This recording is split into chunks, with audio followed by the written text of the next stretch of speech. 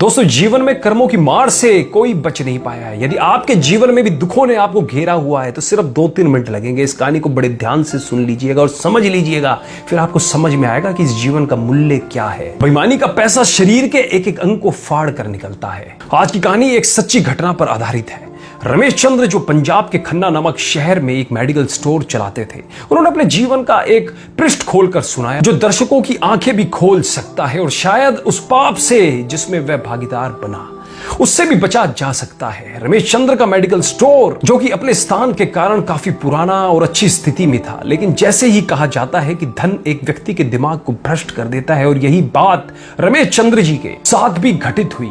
रमेश जी बताते हैं कि मेरा मेडिकल स्टोर बहुत अच्छी तरह से चलता था और मेरी आर्थिक स्थिति भी बहुत अच्छी थी। अपनी कमाई से मैंने जमीन और कुछ प्लॉट खरीदे और अपनी मेडिकल स्टोर के साथ एक क्लिनिकल लेबोरेटरी भी खोल ली। लेकिन मैं यहाँ झूठ नहीं बोलूंगा, मैं एक बहुत ही लालची किस्म का आदमी था, क्योंकि मेडिकल फील्ड में दोगुनी नहीं बल्कि कई गुना कमाई होती है। शायद ज्यादातर लोग इस बारे में नहीं जानते होंगे कि मेडिकल प्रोफेशन में 10 रुपए में आने वाली दवा आराम से 70-80 रुपए में बिक जाती है। लेकिन अगर कोई मुझसे कभी 2 रुपए भी कम करने को कहता तो मैं ग्राहक को मना कर देता। खैर, मैं हर किसी के बारे में बात नहीं कर रहा हूं, सिर्फ अपनी बात कर रहा हूं। और यहां इस कहानी में भी हम किसी और को दोष नहीं दे रहे हैं, बस एक कहानी के माध्यम से आपको समझाना चाह रहे हैं। वर्ष 2008 में गर्मी के दिनों में एक बूढ़ा व्यक्ति मेरे स्टोर में आया। उसने मुझे डॉक्टर की पर्ची दी, मैंने दवा पढ़ी और उसे निकाल लिया। उस दवा का बिल 560 रुपए बन गया। बूढ़े ने उसने अपनी सारी जेब खाली कर दी, लेकिन उसके पास कुल 180 रुपए थे। मैं उस समय बहुत गुस्से में था, क्योंकि मुझे काफी समय लगाकर उस बूढ़े व्यक्ति की दवा निकालनी पड़ी थी और ऊपर से उसके पास पर्याप्त पैसे भी नहीं थे। बूढ़ा दवा लेने से मना भी नहीं कर पा रहा था, शायद उसे दवा की सख्त जरूरत थी। फिर उस बूढ़े व्यक्ति ने कहा, मेरी मदद करो, मेरे पास कम पैसे हैं और मेरी पत्नी बीमार है, हमारे बच्चे भी हमें पूछते नहीं है, मैं अपनी पत्नी को इस तरह वृद्धावस्था में मरते हुए नहीं देख सकता। लेकिन मैंने उस समय उस बूढ़े व्यक्ति की बात नहीं सुनी और उसे दवा वापस छोड़ने के लिए कहा। यहां पर मैं एक बात कहना चाहूंगा कि वास्तव में उस बूढ़े व्यक्ति की दवा की कुल राशि 120 रुपए ही बनती थी। अगर मैंने उससे 150 रुपए भी लिए होते तो भी मुझे 30 रुपए का मुनाफा ही होता। लेकिन मेरे लालच ने उस बूढ़े लाचार व्यक्ति को भी नहीं छोड़ा। फिर मेरी दुकान पर खड़े एक दूसरे ग्राहक ने अपनी जेब से पैसे निकाले और उस बूढ़े आदमी के लिए दवा खरीदी, लेकिन इसका भी मुझ पर कोई असर नहीं हुआ। मैंने पैसे लिए और बूढ़े को दवाई दे दी।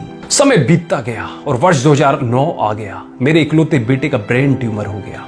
पहले तो हमें पता भी नहीं चला, लेकिन जब पता चला तो बेटा मृत्यु के कगार पर था। पैसा बहता रहा और लड़के की बीमारी खराब होती गई। प्लॉट बिक गए, जमीन बिक गई और आखिरकार मेडिकल स्टोर भी बिक गया। लेकिन मेरे बेटे की तबीयत बिल्कुल नहीं सुधरी। उसका ऑपरेशन भी हुआ और जब सब पैसा खत्म हो गया तो आखिरकार डॉक्टरों ने मुझे अपने बेटे को घर ले जाने और उसकी सेवा करने के लिए कहा। उसके पश्चात 2012 में मेरे बेटे का निधन हो गया। मैं जीवन भर कमाने के बाद भी उसे बचा नहीं सका। 2015 में मुझे भी लकवा मार गया और मुझे चोट भी लग गई। आज जब मेरी दवा आती है तो उन दवाओं पर खर्च किया गया पैसा मुझे काटता है, क्योंकि मैं उन दवाओं की वास्तविक कीमत को जानता हूं। एक दिन में कुछ दवाई लेने के लिए मेडिकल स्टोर पर गया और 100 रुपए का इंजेक्शन मुझे 700 रुपए में दिया गया। लेकिन उस समय मेरी जेब में 500 रुपए ही थे और इंजेक्शन के बिना ही मुझे मेडिकल स्टोर से वापस आना पड़ा। उस समय मुझे उस बूढ़े व्यक्ति की बहुत याद आई और मैं घर चला गया। मैं लोगों से कहना चाहता हूं कि ठीक है कि हम सभी कमाने के लिए बैठे हैं,